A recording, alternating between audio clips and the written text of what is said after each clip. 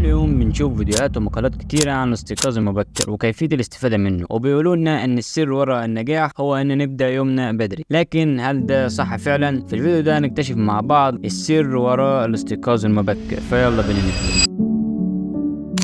لما تصحى بدري هتحس بفوائد كتيرة. أول حاجة، الاستيقاظ بدري بيديك وقت إضافي علشان تخلص المهام اللي ممكن تكون مأجلها لبقية اليوم. الصباح الباكر بيكون هادي وده بيخليك تقدر تفكر وتخطط ليومك بشكل كويس وأفضل من بقية اليوم. كمان الدراسات بتقول إن الناس اللي بيصحوا بدري بيكون عندهم مستويات إنتاجية وطاقة أعلى بكتير من اللي بيصحوا متأخرين. غير كده الاستيقاظ بدري بيساعد تحسن جودة نومك. لما تلتزم بجدول نوم ثابت جسمك هيتعود على دورة نوم صحية، وده هيخليك تحس بالنشاط والحيوية طول اليوم. النشاط البدني اللي بيجي من الاستيقاظ المبكر كمان بيساهم في تحسين مستويات الطاقة والمزاج عندك.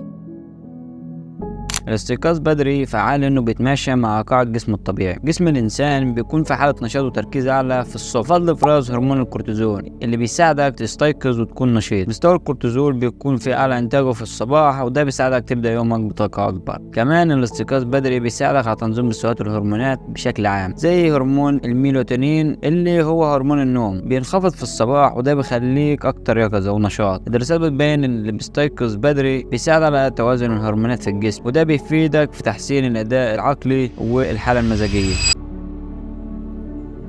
إذا كنت عايز تستفيد من الاستيقاظ المبكر وتصحى بدري، في 3 نصايح هيساعدوك. أول نصيحة، تظبيط مواعيد النوم. حاول تلتزم بجدول نوم ثابت وتجنب السهرات لفترات طويلة. حاول تقلل استخدام الأجهزة الإلكترونية قبل النوم بساعة على الأقل، لأن الضوء الأزرق اللي بينتشر من النشاط ممكن يأثر على جودة نومك. النصيحة الثانية، تهيئة بيت النوم. تأكد من إن غرفة نومك مريحة وهادية. استخدم ستاير معتمة علشان تقلل الضوء اللي داخل الأوضة، ولو عرفت تظبط درجة الحرارة بتاعة الأوضة ده هيكون مريح ليك أكتر. وجرب برضو استخدام تقنيات الاسترخاء زي القراءة والاستماع لموسيقى هادئة قبل النوم. النصيحة الثالثة، وضع أهداف صباحية. حدد أهدافك اليومية وابدأ يومك بأنشطة تحفزك. ممكن تكون الأنشطة دي زي التمارين الرياضية الخفيفة أو التأمل أو عمل خطة لليوم. ووجود أهداف واضحة هيحفزك على الاستيقاظ المبكر، هتخلي بداية يومك أكتر إنتاجية. في الآخر، الاستيقاظ المبكر هو أسلوب حياة بيفتح لك أبواب جديدة للنجاح والإنتاجية. جرب تبدأ يومك بدري وشوف الفرق اللي هتحس بيه في حياتك. لو عندك اي اسئله كالعاده سيبها لنا في التعليقات، واشوفكم الفيديو الجاي. سلام.